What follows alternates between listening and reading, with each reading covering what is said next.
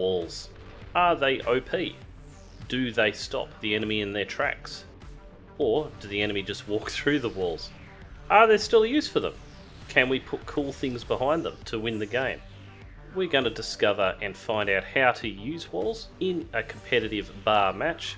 So let's dig in deeper and talk about walls. So I wanted to put a foreword to this video here, firstly so I can give you guys a really good recommendation of another video to watch in conjunction to this, and that's the Defences video by Conqueror. I recorded the video you're watching now before that was released, and I'll probably record another Blade Guide using some of the tactics Conqueror demonstrates in this video. It's that good.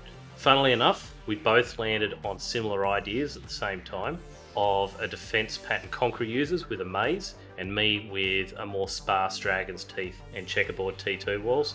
Secondly, I just want to prime you guys for the order of this video. I'm going to jump straight into 5 games, which are a reasonable demonstration of actually utilising walls. Then I'm going to show an artificial game and conclusion, which looks some of the wall issues with a deeper analysis. And I have a pretty cool finding about diagonal walls actually, which doesn't seem obvious at all. The first game I record is an effective and efficient use of walling, backed by Rocketeers. Even the higher West players we play against struggle against these walls, and the use of combining walls with fast unit attacks as well, which is important. The second video I decide to delete pretty much all the footage, just leave you with my finding when it comes to using vehicles and walls, at least early on in T1. The third video, a pretty crazy noob lobby with an extreme T2 wall backed by a pawn launcher, was quite a funny match. I didn't play this one, I just happened to spectate it at the time. Interesting to see how the intense walling really formed that attack void, which I'll be discussing, and that's the subtle superpower of walls. Fourth video, we're in a high OS Supreme lobby. We do see walls, at least my new blueprint sparse Dragon's Teeth, very efficiently turn around an absolute disaster. Fifth game, we see the T2 checkerboard blueprint put through its paces, works pretty well against Starlights for example. Finally, we play a contrived game where we experiment with big armies, breaking down walls of all kinds. We have some findings to show you guys. Before starting to produce this video, I didn't have a clue about walls, and so it's been a journey. When I play best, I play an aggressive game backed by macro, not sitting behind walls traditionally, so it was a real adjustment for me. And I just wanted to advise you as a Beyond All Reason player looking to improve, realise that walling you have to build the muscle memory for and to be able to predict the flow of the game. Walls are OP, but when you understand the context of good walling and how it affects the opposition's behaviour, then it's really worth your attention and it's worth getting good at building. To help you with that, I have a blueprint downloadable file that will have the wall blueprints I'm currently using in them on the website. Check in the description box here on YouTube for the link. Let's get started. In this game you might recognise some players here. To start off with, we've got some aggression against us. We've taken down this run through from Peanut Buttery. Hayaji's moved up pretty early to come get this 3.2mm extractor. Very aggressive with the mexes. We see this early Yanis of course, mixed in with Rovers. Stonks must be wondering what they're going to do against this Hayaji pressure. Yeah, it sort of has a plan, which is to use Shell Shockers. We've also received a slight cost increase, I think at 135. Not as bad as the Wolverines. Over our side we've got Peanut Buddy and Wazza, so this is a pretty intensive front line we're up against. Doesn't get much worse than this. So I've made sure to start working on this T1 defensive line. We've got 3 Rocketeers pretty early up. Although Hayaji is starting to break through here with just Yanis after Yanis. With excellent micro. So we just push straight into them with pawns. Almost took down 2. And then we've got these Rocketeers to follow up, another attack. So we're sitting about 150% damage efficiency despite using Rocketeers, mainly, and Grunts. So we must be using them correctly. Stonks has worked out the best way to fight Yanis is with Yanis. Look at this. Look at this. Oh, so close. Expert use of Yanis. Unfortunately, this one just getting hung up on a bit of rock. Stonk's doing a stand-up job. We're pushing back Peanut Nutty, but that's because they've got a plan here to control the area with a gauntlet. Whereas we're just going to stick on our walling. And that's going to be our focus now. completely blocking this off. Now, if we look here from Hyaji, coming forward,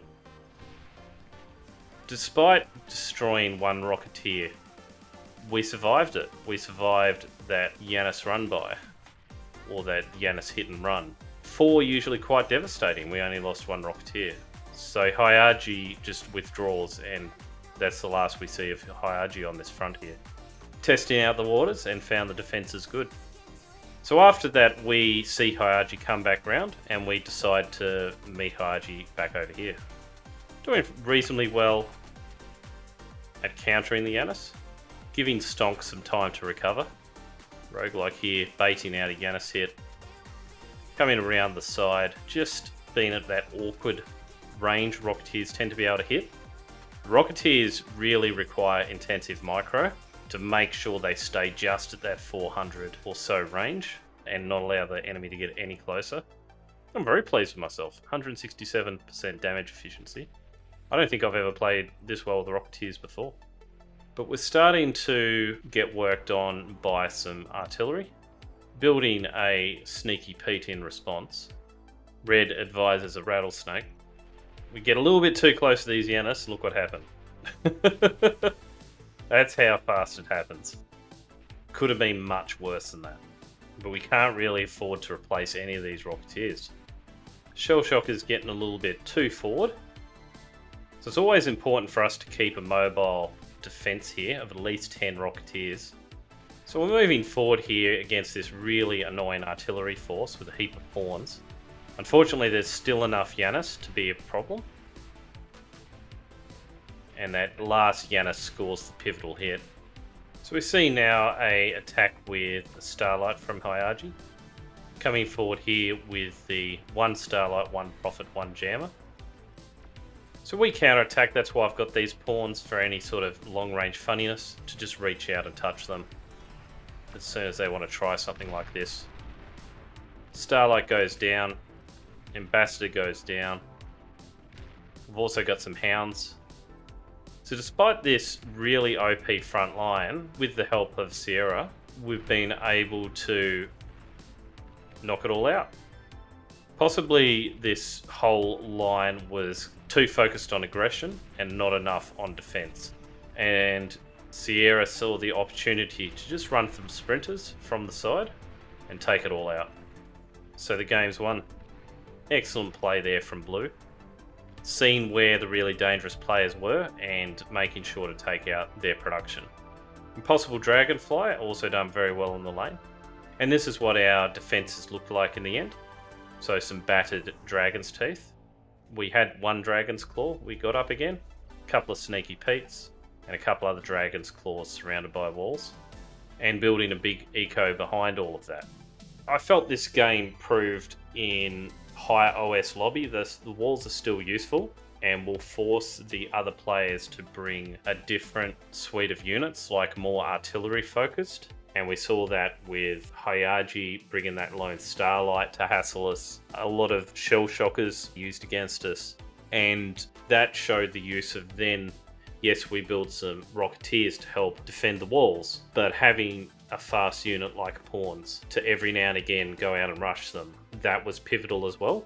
I think the walls at their very low cost are showing their worthiness to be built. Okay, on to the next game. So for the second video, I actually decided to delete it because we had very little use of effective walls. And so all I'll need to say is they are not effective. Every single rocket came through that central location to hit my Whistlers. Barely a rocket from a rocket bot was stopped, so we may as well have not built them. In this gap, the walls weren't useful. My conclusion with vehicles in narrow gap walls like the anti-canyon spot or even the canyon spot, it's a bit of a waste of time building walls with vehicles unless we're happy with defense only and to sit behind them with something like Whistlers. But I think to block off with walls with vehicles behind is a bad call, as we cannot apply the same level of pressure as we can usually. We can always threaten going forward with vehicles very fast. That's why they're so good. In more open terrain, some walling will be good versus rocket bots in particular, or other direct fire units later on like snipers.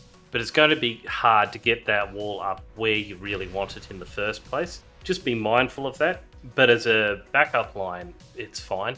And it allows you to have, I guess, a fallback position against a sniper push, something that would traditionally be a lot of trouble for vehicles. In this game, we're going to look at what Xenokek's lane can do here with walls, and it's quite illuminating actually. We learn a couple of things from it, and a couple of wacky things maybe.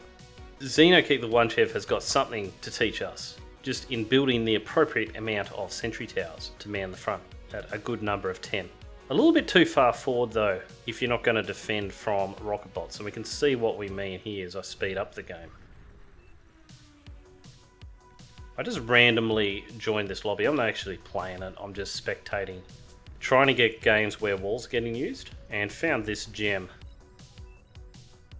So yeah, together with the agitator, the rocket bots dismantle that 800 metals worth of sentry towers really quickly. We can see Mr. Balkan's doing a reasonable job actually here as the anti-canyon. Now building some walls themselves and know what it's all about defending this narrow gap. So I've got the bots, so not going to be deterred by very heavy walling of the gap here. Over this side, despite being the 15-minute mark, Xenokek has actually got out a reasonable number of Mausers. And is going to be pushing back on all this. Very well played, sir.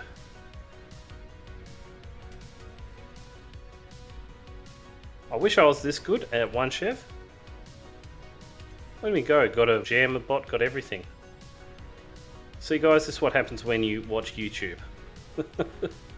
Despite Xenokek being on about 18 APM and sacrificing Starlight so we know they're a true One Chef, just sort of knows what to do. And also Mr. Balkans has got a few tricks up his sleeve as well. We can see not just happy to sit behind here building the defences, waiting for these arbiters to basically crunch on him. Already taken down, as soon as they've taken down one laser turret, has been pushing forward with these hounds. Now the hounds aren't the best units to actually sally forth with and attempt run-bys, but they do the job. They're quite fast, they're nimble. By themselves they've only got 400 line of sight, so that 650 or so range is wasted, but not even needed here. The DPS is not really there either. Can't knock off these bases in time. But you know, not bad, not bad. Even took down Air's construction power. Okay, so we can start to see the interesting part of this lane is this T2 constructor vehicle building the walls. Now you just might have seen it then, I moved forward maybe a little bit too late, but we actually had a push here from red down into this zone, attempting a slight flank, and was beating up lightly on the walls. Of course the construction vehicle survived it. So already the walls demonstrating how good they are, especially the T2 walls of just shielding direct damage. Now the negotiators are threatening. This jammer tower is stopping Dragon Jim from really seeing what's going on, and Dragon Jim's actually asking for a scout. So some advice to you, Dragon Jim, Air's not going to do that. The 9 times out of 10 you've got to do the scouting yourself. At times I've actually built scouting aircraft to do this job, but what you can also do of course is build a bot lab and put ticks down here. But interestingly, with that wall here, right, you've got it in your head that ticks won't even work, where in fact they would. They'd get around the sides of it. But they are seeking a complete wall off, which is very interesting between these two natural features. And we see this Pulsar not put forward aggressively. It's just standing off the line. It's not trying to be any sort of offensive unit, it's just trying to specialise in being a defensive unit. Interestingly, this is Tech's Pulsar, and they're out of energy. How does Tech get out of energy at the half an hour mark? That's what sort of game we're in. Still the APHIS is getting constructed. Mr. Balkan's been a little bit too offensive there. So really getting down the thick wall on the side here for whatever reason. So something cool we've seen while working in conjunction with the walls here is this tick spam, right? So not exactly rare to see this, usually countered by Junos. But look at the pathing here of the ticks, very useful. How they're not just clumped up together and all able to take it out at once. And then able to see this sniper push forward with all the visibility of the ticks. They're able to be very accurate and also defended by the hits to the ticks. So whenever this tick spam wall is eaten up on, the snipers can go back a little bit, and when the ticks manage to make a little bit of ground, the snipers can move forward. And we can just see how well it collects up all these defences here. It's a very good ploy for around the half an hour mark. If you can time this all together at once before Junos come out, generally speaking, a Juno will be built right away in a higher tier lobby as soon as this happens. It really is successful, and we don't even have to use a radar or jammer with this. It's so effective. It's a very simple strategy. The snipers at the moment have 163 kills, and I can tell you what, they haven't all been spam, not at all. They've just demolished this front line. Now Master Tom has sat off this wall and is not doing much either. So Mr. Balkans moves down and starts attacking, I think force attacking the wall. Paying a heavy price though. And the T2 vehicle actually survived all that, but only got taken down by the negotiators just at the end. So the Hounds must have got some visibility on that advanced vehicle constructor. Yuns comes forward. The commander. Right, I'm going to sort this out. Oh no. Finally we see some pushback on the sniper line, if only with some long range rocket fire. But it's not enough.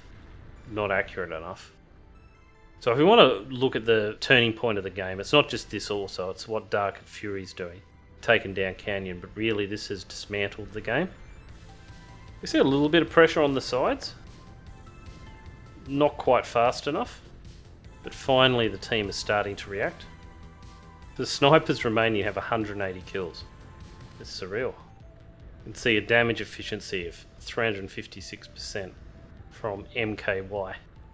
But finally the snipers got a little bit too cocky, saw the fact they were just about in the base, and they got taken out. Okay, so now things are heating up. So we're seeing these weird lightning turrets which look like literal pork. Look how nasty they look once they're expanded. And we see the pawn launcher getting built. So I love experimental units. And the pawn launcher is getting built by our hero one chef here, Xeno Kek, on 64 metal second economy. Built by about 3 constructors, which is impressive. So it doesn't actually take that much to build it. It's only 13,500 metal. Okay. Pawn launcher is quite economical. So the stream of units here mount the base, so really we should be building walls out along this line here, making sure no breaches happen. But in saying that, we've got about 3 turtles, which are enough to stop this spam line dead. We've got a Mega Karganath, or Epic Karganath, doing quite a good job against the spam. So we're starting to see some pressure getting put on these walls. We'll see a couple of breaks in the walls actually made by the Epic Grump spam from Curden. Epic Grunt spam. Just because they're called grunts, they do cost 6,000 metal. Please don't spam them like this. Up against snipers and banishers. Use a group charge would be much more effective. Okay, now the walls have opened up, we can now move through there. That's why I recommend never completely blocking something off. Allow units to funnel in and direct all your defences to take them out as they come in a sort of narrow field of fire. And also it allows an entrance for your units to go out and attack. Otherwise they're just going to run through your walls anyway. But even then, T3 units have a mind of their own, will run through the walls because they don't recognise them. So you have to put down some sort of defence. A defence is not actually bad if you've got experimental units, these Dragon Furies, because you can't actually tell they're not T2 walls. If you put them down thick enough, they should save your walls from getting busted through by your T3. So here we can see a pretty big push happening from the south team looking to end this. We've got the Epic Pawn Machine working at 1,000,000 miles an hour. The Behemoth is coming down very slowly to respond to this, but it's going to be difficult, honestly, for the south team to navigate. Red is just absolutely abused at the moment. The Behemoth taking down everything and hardly losing any hit points while doing so. We see 50 kills already to the Behemoth. The Juggernaut also having about 66 kills, but is mostly dead. So the Juggernaut's really a good standoff unit, whereas the Behemoth can get in there eventually and do a lot. So the Epic Pawn Launcher is at work here. up against the long-range annoyances. Just not quite having the mass at any one time to do real damage. But in saying that, they cause friendly fire damage. So if you can get the point right on to the building, they're pretty good. Yeah, see? Friendly fire damage took down that mechs. The assimilators here, my new favourite unit, by the way. So it looks like an Armada experimental lab. And the assimilators right here. So they're a purple unit. So I've got Epic Tumbleweed, Epic Pawn, Meatball, a Rattay, which is actually pretty cool. I prefer these, and an Epic Recluse. But the assimilator is underrated for what it does. Now they're not necessarily the cheapest unit for what they do. They only got the DPS of 330, but their range and line of sight is about 800 combined. With a high rate of fire, they're just a really good utility unit. If they can stay on that outside edge, we can see them get to work here. They're good against everything.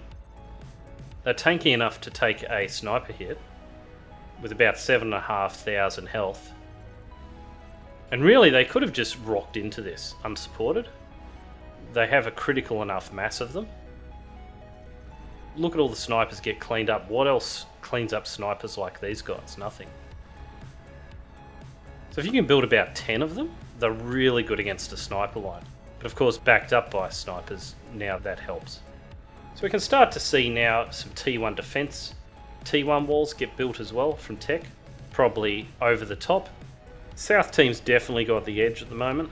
Now Serdian's upgraded from Epic Grunts to Juggernaut, a better call. The pawn launcher sort of not being used to its maximum utility, that's for sure. I'm just waiting for it to be used in the base here, somewhere in the back, to do its full extent of damage. This simulator's just tearing things up. They look so damn cool.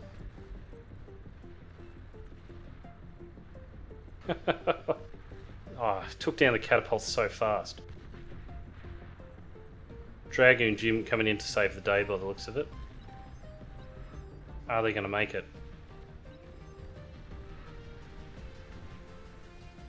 Yeah, the commander makes it. That was very lucky. 500 health left. Okay, so we see a pawn finally get dropped here.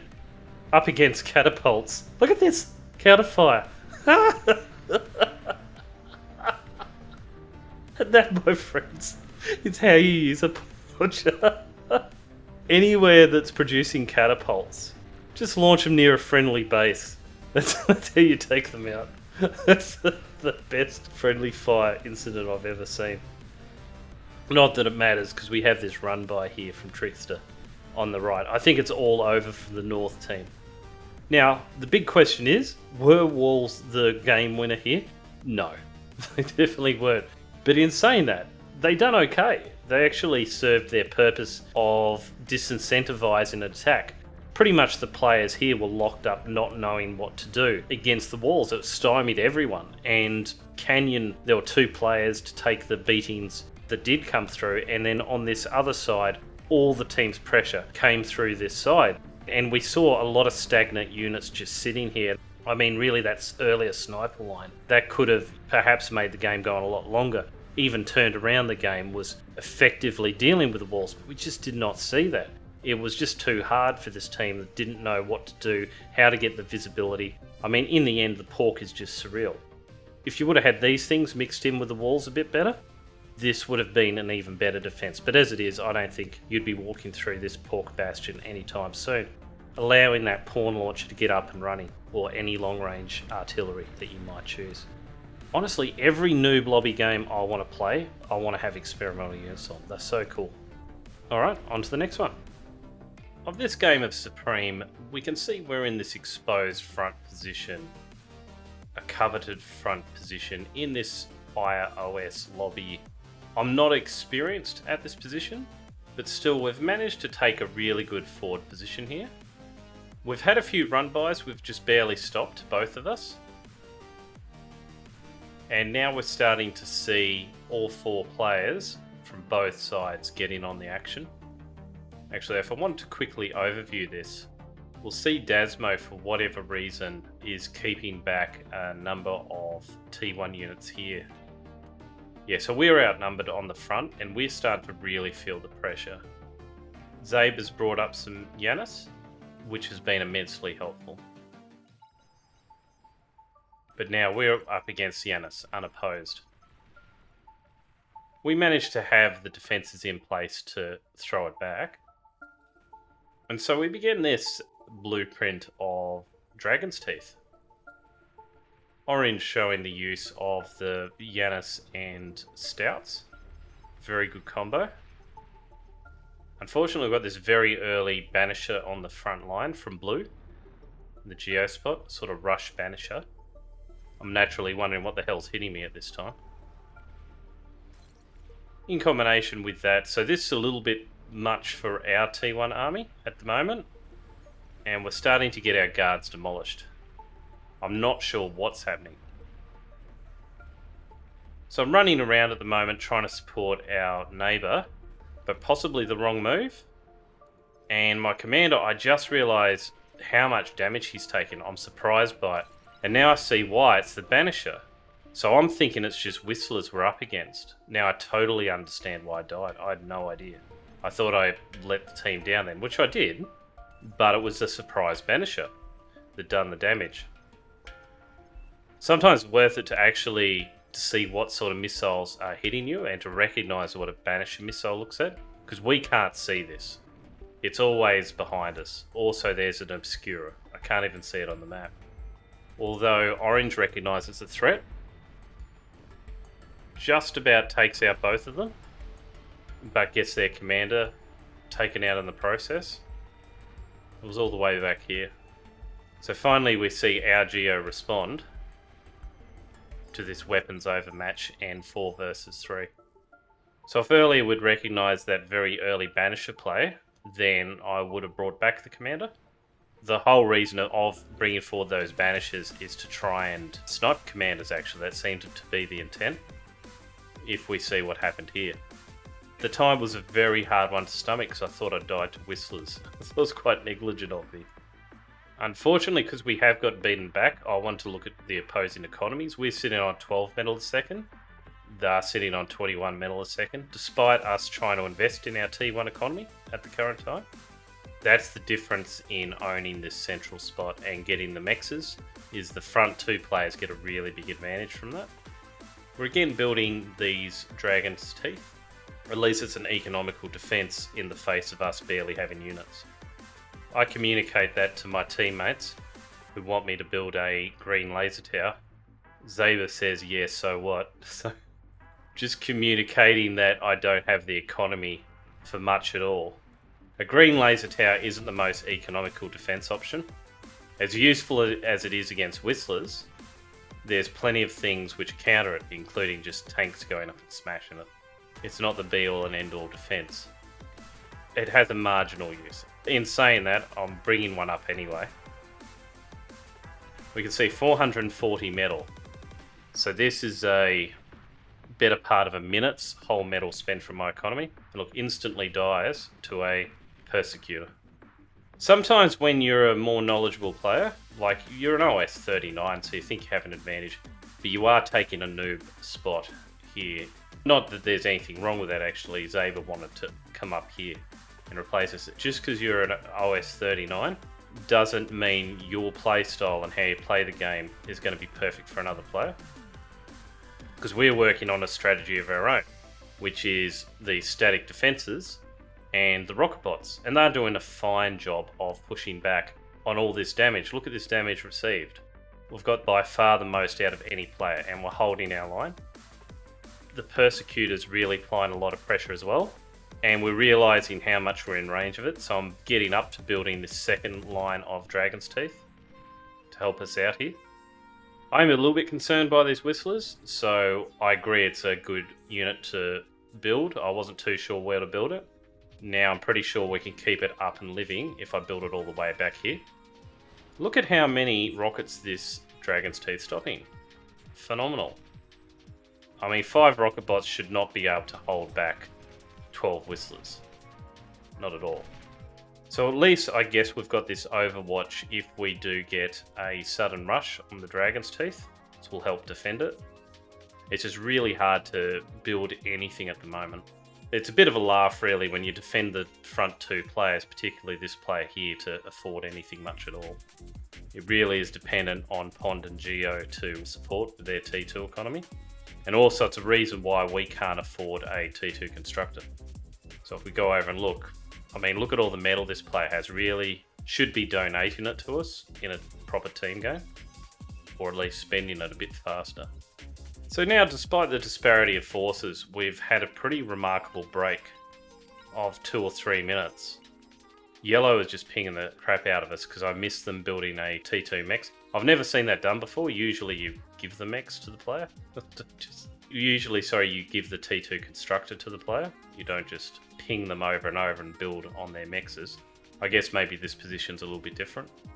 But it's always important to give other players agency. Controlling everything's just not possible, and because it's not aligned with what I'm doing at the time, I can't just immediately action what they're doing. I've got my own front I'm trying to handle here and observe what's going on. And we see here, yellow is not using these forces at all. Just letting this metal sit here with no pressure. So it's fully on us at the moment, with yellow's response just being to weapons overmatch and build a rattlesnake, which is a good response. Still, we can't afford that. Despite that, we've got a 23 a second metal economy at the moment, thanks to the windmills. Let me just pause this. I usually wouldn't go over it, but because we're in a little bit higher OS lobby, we're assumed to be a bit of the noober player. And Zaber, because I didn't action it right away, says, "Are you paying attention?" And then Sark comes in and says he has given up. Oh. So this isn't the worst bullying that I'm receiving. And I did miss this T2 mechs here because I was up here microing my units. Let's look at some stats here. Apart from the Navy player, we're by far leading the damage received. We're getting a lot more pressure. We're not necessarily able to give it back because I've only got some rocket bots here. But I've had to preserve what little I've had while trying to build this little T1 economy. And because I'm flicking back and forth here, I'm not necessarily actioning these right away. In saying that, I did miss this one. I mismicroed it. I got my constructor rather than a constructor turret to start building it. But we've since rectified that. And I basically actioned these right away. But because of that one misstep, it's assumed I'm being useless. And this is a high pressure game and I understand. But the issue is with it, it's something called mobbing. And once you're aware of it, I hope these players stop doing it. It's something that us humans do. You'll have one player hassling and pinging a lot, and everyone's getting annoyed at the pinging because there's apparently something I'm not doing. And then they'll assume there's something wrong with me. But what's wrong is Zaber is not giving me a T2 constructor. But still, it's a bit harsh. And that's why I push back on it and I say, cut out the bully. It's just mobbing is when another player piles in and says, yeah, do your job, and they're a little bit mean or whatever it is. And it's just not accurate. If you do see what is perceived as bullying in a bar game, I encourage you to actually not add to it either way. So fortunately, Red's come in and providing some assistance. We see this over here as well. Red has done quite well with some cruisers and battleships with the T2 Navy of helping out the front line. Hot Dog being quite aware of the difficult position we're in. And what it is also is I'm feeling pretty bad because I got my commander blown up before, but as I can see now, I've rewatched the replay. It's just something which is a little bit left field, and now I can understand why it wasn't negligence, why my commander got blown up. And saying that, Orange's commander also got popped, So Hot Dog communicates to us, front weakened significantly, spam. Right on cue, we're putting through spam. We recognise that ourselves, that it's time to scout forward and put additional pressure. So rather than eat up our T1 factory, we're just converting it into a spam factory, even before we begin the T2. The best way to help out our team at the moment is produce this spam right on the front. Gunslinger's been a marvellous unit. Dasmo showing us what it's all about. They're really quite impressive, and I do love seeing ambassadors get their comeuppance. Oster, the commander, is down. So the reason we're winning this game is we've won both seas, and that's just too bad for the enemy front. Despite their early excellent pressure, if you lose the seas, it's very hard to hang on. So despite some good pushes from the North team, it's pretty much all over The North team actually holds on quite nicely. Dasmo's commander goes down, targeted by the bombers.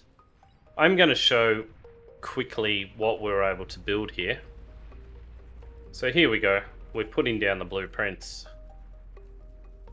Over on the right hand side, enemy air really seems to have won the air battle.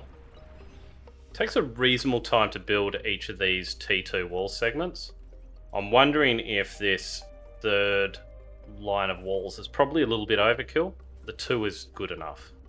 Also, we might need to build a second construction turret to just hurry this construction along a bit and help out with the repairs. We win this, so we're not going to see these tested. We can see it looks like a fairly formidable defense. Would take a fairly solid initial attack.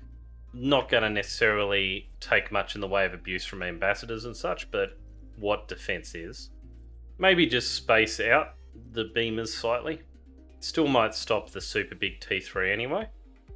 And just have the rattlesnake back a little bit further. And maybe incorporate 2 construction turrets and a jammer.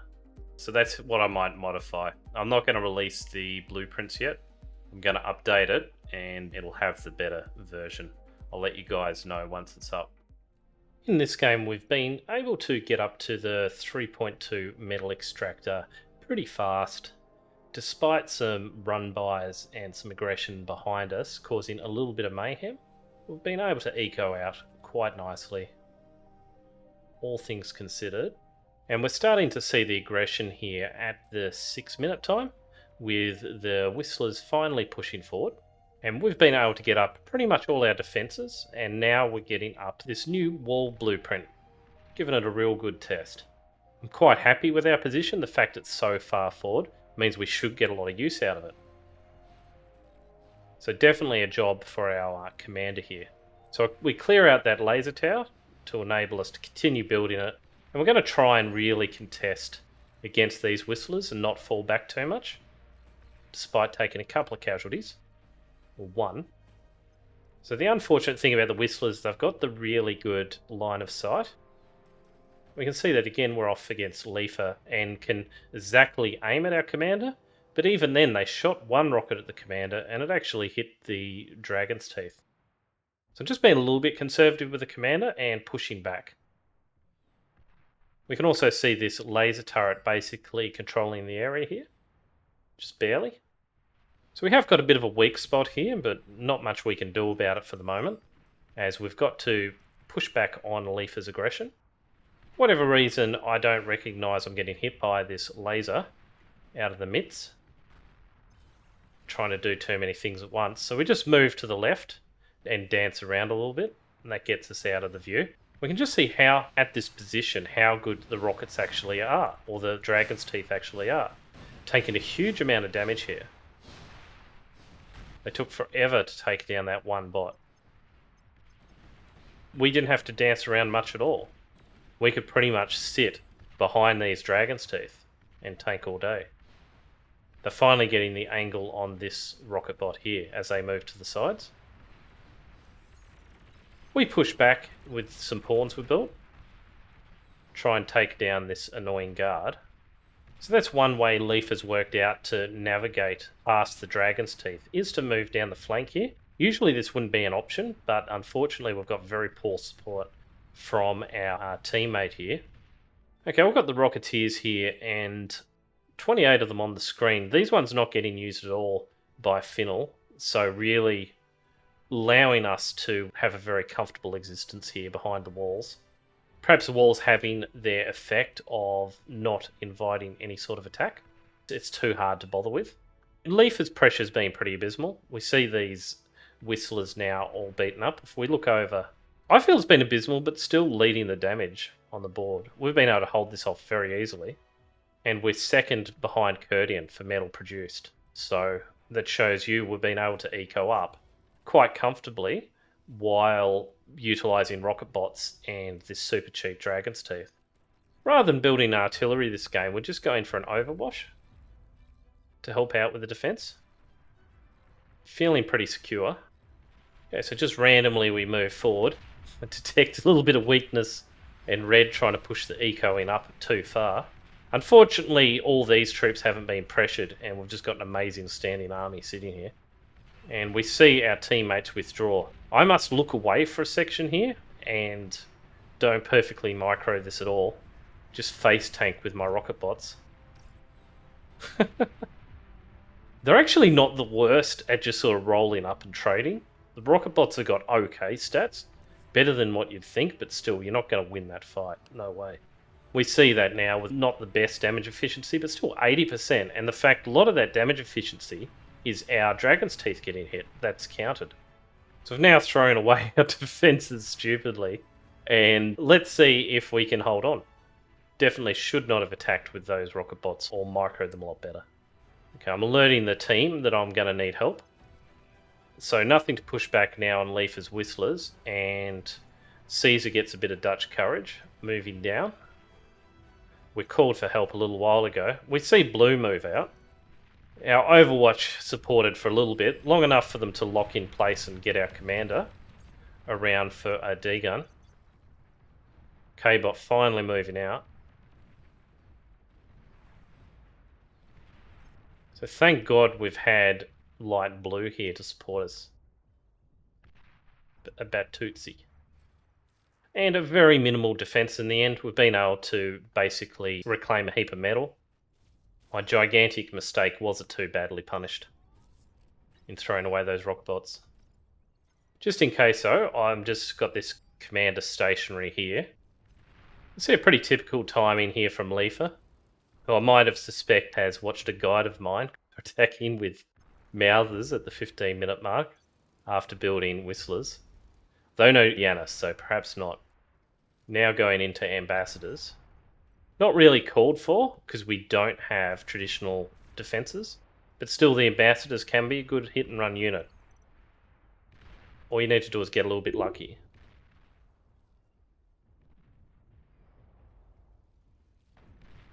We see the fake back and forth being able to sucker the Mousers in.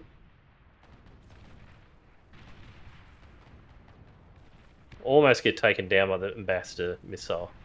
Can really punish them. And look at that Ambassador missile. Oh man, that was a very good estimation on where we'd end up. So a good player can use the Ambassadors on any predictable pathing. Again, hits us. That was a couple of really good hits from Leafer. I'm going to implore, I know the reason why there's no anti-rocket unit, but I really do implore the bar developers to develop something, even if it's expensive. Because otherwise, if you get a good enough player, they can just sit off with Ambassadors and just snipe you all day, with very little metal spent. Which doesn't seem right to me, it doesn't sit right. Yeesh, that Ambassador hits. And also, that's the one issue with Dragon's Teeth. Of course, any static defences I get here against an effective Ambassador player, worse than useless. But at least the Dragon's Teeth, we have some defense in the face of it. So I can position units behind there in a crunch.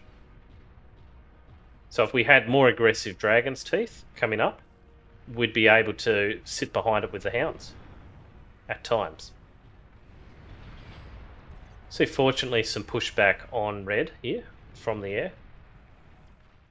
Got some minor eco damage at some point.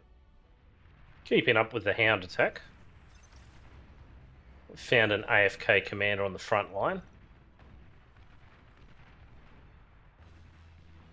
That's what we want. Always dangerous to leave a commander on the front line approaching the 20-minute mark. Yeah, after the 15-minute mark, it's dangerous. An aggressive drive at us, so I'm trying to protect the radar and jammer a little bit, because I know these guys aren't going to stop. They're just going to hunt me down no matter what. Being able to come in and around these Dragon's Teeth also forcing the tanks to come on this circumnavigated path. So I'm not sure if the Hounds can actually fit through this.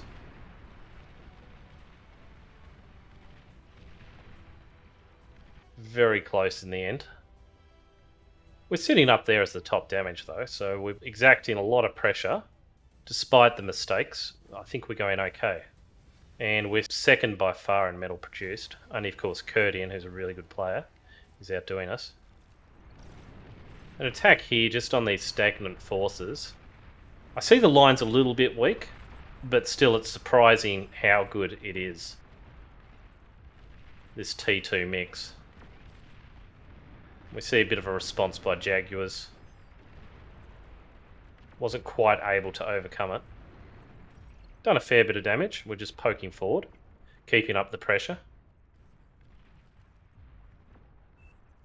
Now this is the blueprint we're going to really test out, and I'm not sure it's going to work well, but this is a contested front line. We've created a lot of heat, and we've got Starlights up against us. So we've got this Rattlesnake in a pretty forward position. They're having to sit right back. So this is annoying to them, and Red Leafer has shown they know how to use ambassadors. The ambassador's moving forward to take down my Rattlesnake now, I imagine. Yep. Unfortunately, I don't have the forces to push forward. Oh, they're down here. I'm just off doing something else, so it takes me a little bit by surprise. And this defense, no matter what you do, it's never going to fight off ambassadors. There's no defensive unit which can do it. So we just have to take that in our stride. I think it's bloody awful, by the way. I think it's bloody awful you can't counter those rockets whatsoever. Otherwise I'd build it. It's just such a meta thing to build, the ambassadors. Even if it's only, I don't know, 50% accurate. It's just something to specifically target rockets. Also from Banishers as well. Their rockets can be extremely annoying.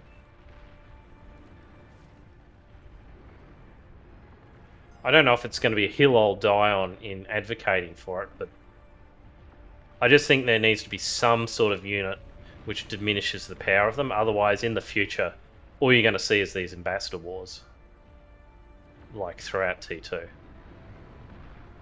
There's going to be ambassadors, there's going to be banishers. Yeah, there's going to be shivers. They've got the rockets.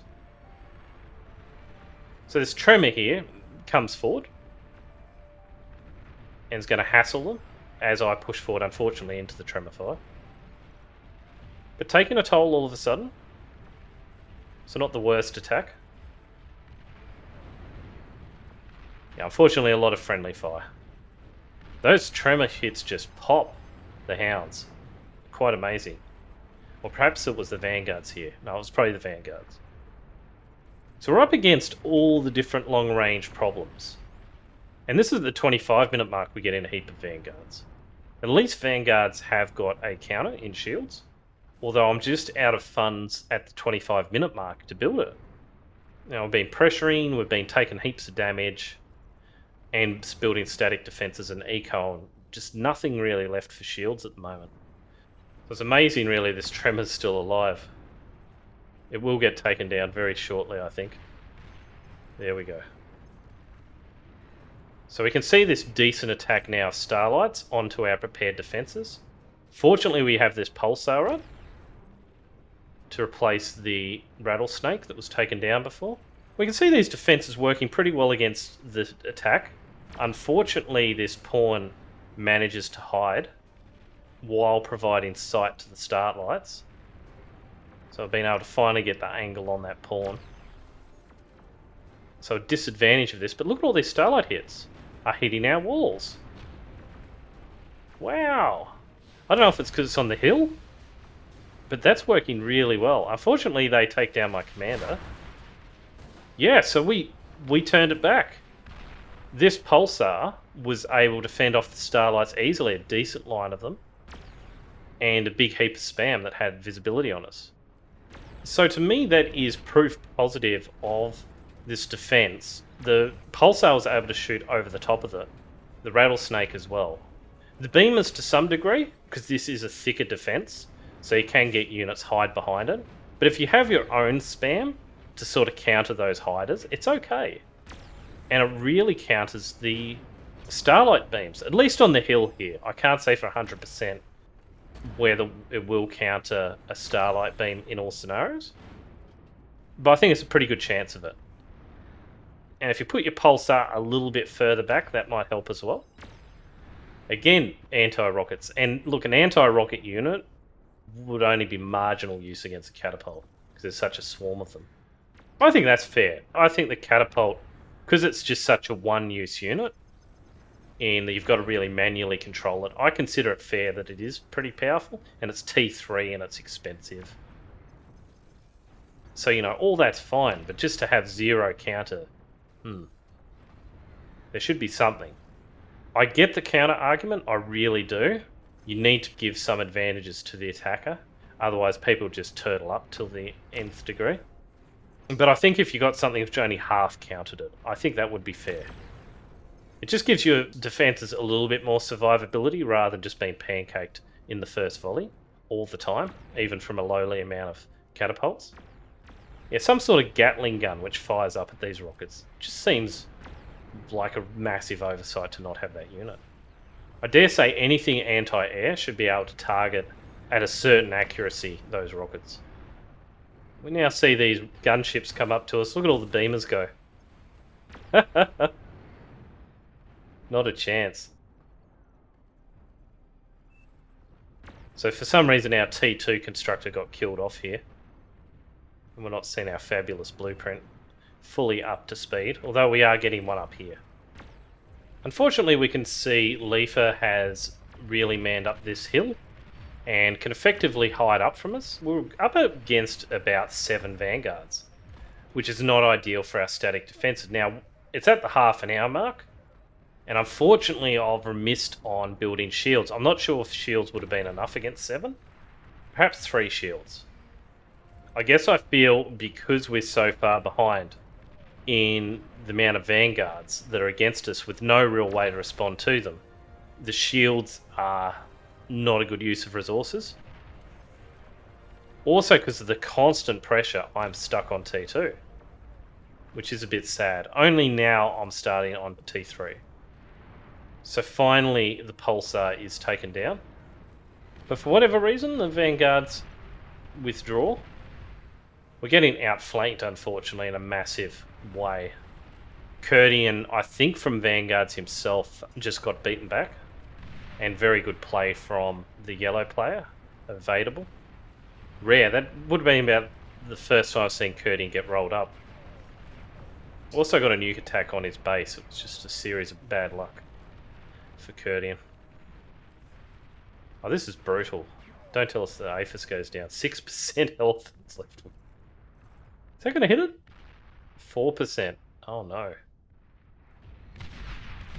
Oh, there we go. Something weird hit it. Oh no. It was this one Vanguard sniped it. Oh, we can see a lot of tech was taken out then too. So even though we've managed to hold off the enemy here with support from our friends against really difficult opposition, yeah, we got outflanked. The catapult is sort of using these walls as cover. Fortunately, it doesn't seem to be able to walk over them, which is nice. Maybe it's only the super large T3 which can do that. Another attack from air. Coming hard at our newly constructed Ragnarok. This is what I mean. Yeah, even though we have a fair number of AA, it's almost not enough.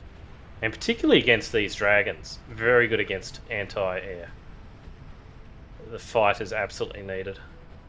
So now we're responsible for the Ragnarok's defense on top of everything else. Despite being badly outflanked. You can see just getting cut up here by Shivers. For whatever reason, and I really can't understand this, we're leading the damage. I'm not sure what we're doing. I'm pretty much just welders and snipers. I think we already would have resigned if it wasn't for this Ragnarok. This forlorn hope.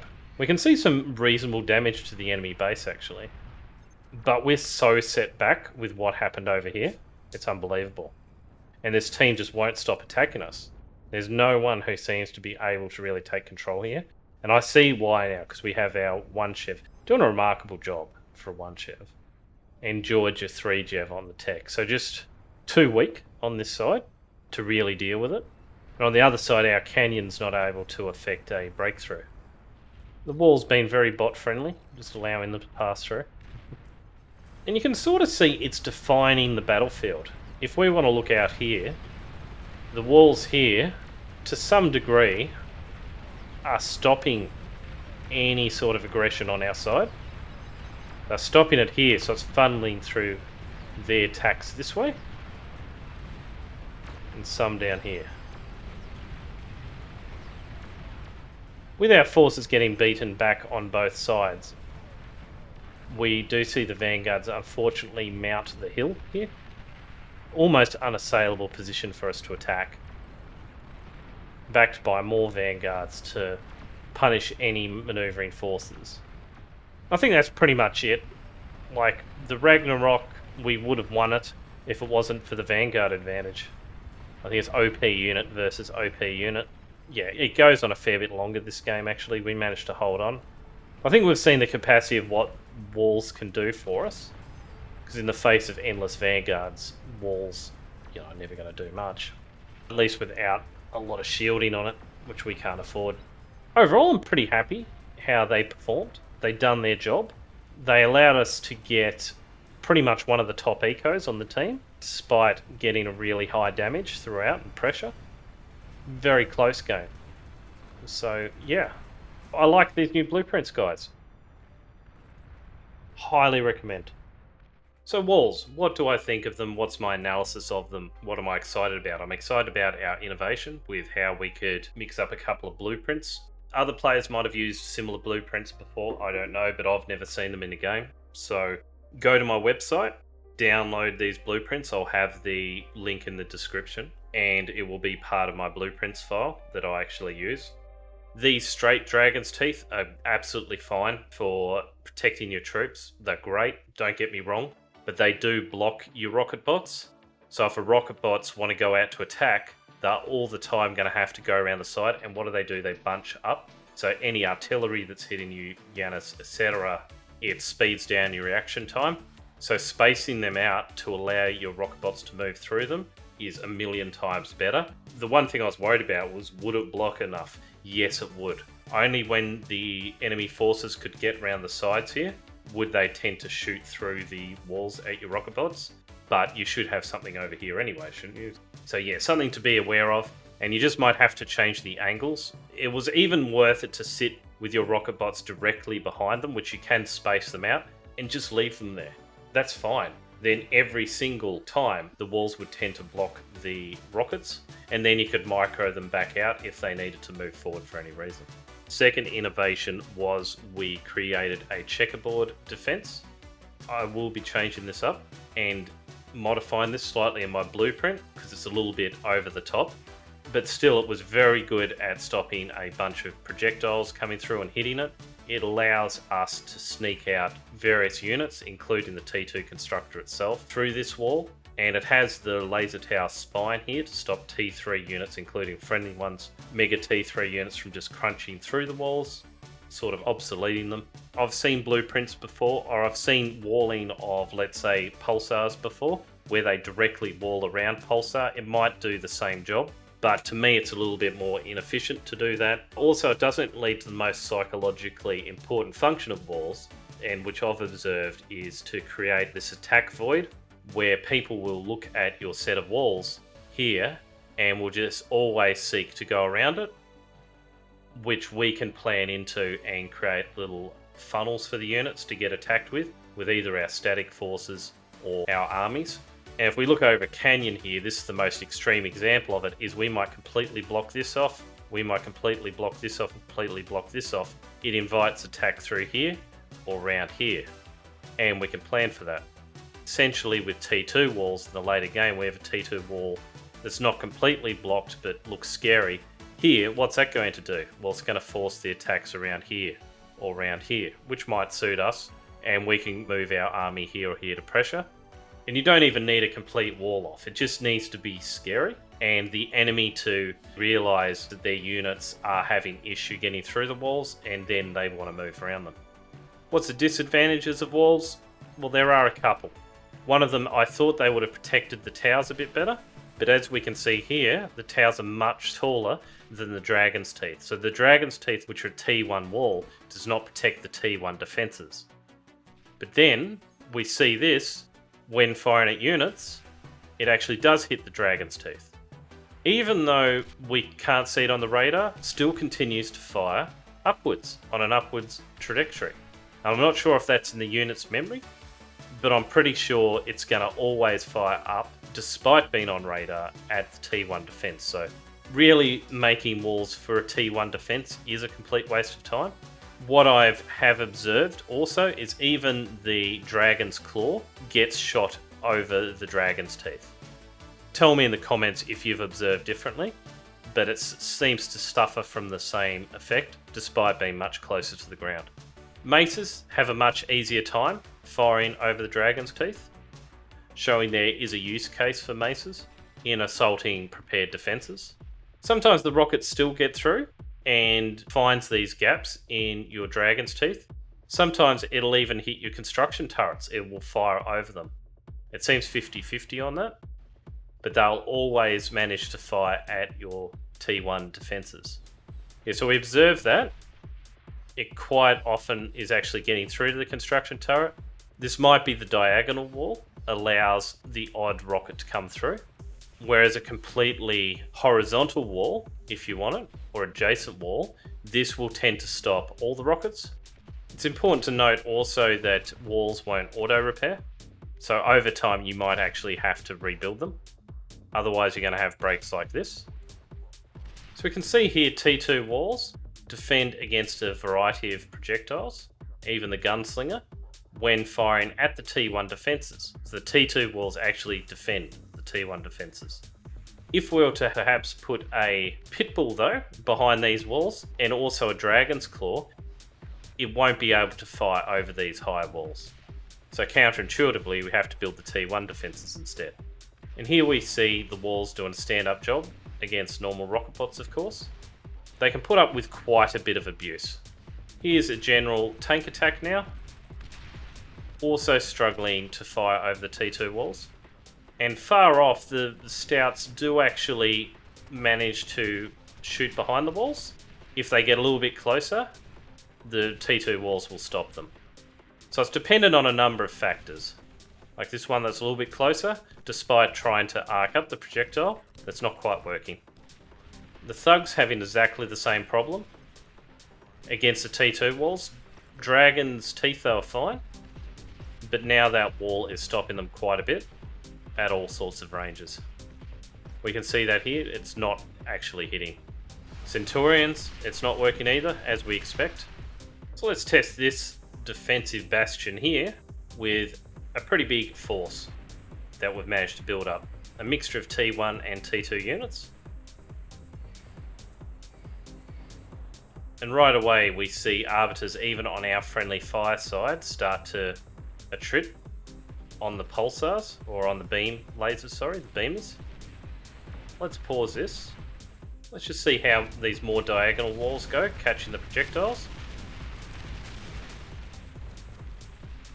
Funnily enough, diagonal walls don't seem to catch as many, is what I've noticed. Pretty much all those got through, from the bulls, etc., despite being very close. They took down the beams very fast. There you go, guys. Diagonal walls, not as good.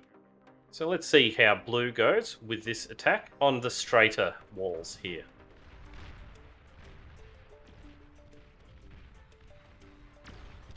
Certainly these beamers are pretty scary when you get enough of them in a row. A lot of rockets are hitting the walls. We've seen a number of projectiles go over them still, but not every projectile. The Yanis, what's that going to do? It actually hits the walls. Pretty much everything, but I think the bulls. I think the bulls do a pretty good job of shooting over the walls with their plasma. The starlights shoot into them. At extreme ranges, the maces do a reasonable job at shooting over the T2 walls, but as soon as they get closer, not so much. I think the fat boys are going to be just fine getting in over the walls here. If they can get to the walls, damn. Goes to show just a couple of units being outside the walls. Good against, to deploy them against fat boys. Because I'm pretty sure the fat boys would just smash these. And the final attack we'll look at here is another attack by red onto the diagonal walls. Yeah, the bull's just shooting right over the walls at extreme ranges. The artillery shell gets right in over the walls. Anything which can stand off and's not completely direct fire has a bit better time at it. But I am noticing at all sorts of ranges tank rounds are getting over the diagonal walls. For whatever reason, they don't seem as good. Only really stopping the projectiles that are right up against them, which is still useful. Like, these beamers are lasting longer than they would have otherwise, that's for sure. The Yanis, is this going to stop it? Yeah, so good against Yanis fire. But of course the T2 walls is going to rarely see that problem in multiplayer games. The Yanis shot here actually gets over the diagonal walls of this place. I think it also depended on where they shoot and the angle they're on. And lastly, as a last service, the walls funnels the units here into this killing field that if we did have area of attack weapons would really punish this grouping up. And here as well. Overall, I like what walls bring to the game. I think they're the one way you can actually change the terrain, or the pathing as it were. It can also give the enemy advantage if they overrun your walls. They can then use them for defense, of course. But allows you to survive a onslaught of artillery, and then at least you've got some infrastructure to come back to and build some static defenses, again behind the walls. Makes the static defense a lot more survivable against a variety of units, and of course your own units as well. If you have units which can shoot over the walls and they don't, then that's of course a massive advantage. Walls obviously are going to be very useful at the line of conflict, so as forward as they can be is going to be very useful for you. But even if they're back in defense, that allows you to have a fallback position if you have limited forces compared to theirs. The biggest negative of walls is improperly used. They're a bit of a waste of resources. They block in your forces where they otherwise wouldn't, and so you need to try and mitigate that. They cost a fair bit of metal if you overbuild them. These T2 walls takes a lot of build power, metal, and a little bit of energy to build. They've got terrible line of sight at 1, so don't rely on them for that. Yeah, so I think if you deploy them through blueprints and use a checkerboard spacing, that helps save some money perhaps. By providing even if only partial defense, we can have more spaced out checkerboard spacing, right? And at least it's going to stop some of the direct fire damage, so might be worth thinking about. Yeah, it's something which I encourage you to play around with, and if you have any findings, get back to me. If you improve upon my blueprints, certainly let me know. Alright guys, hope you found this informative today. Any further tips, please leave them in the comments. If you enjoyed the video, let me know. Make sure you subscribe. Head over to the Roguelike website to pick up this guide in detail and the blueprints file, and see you next video.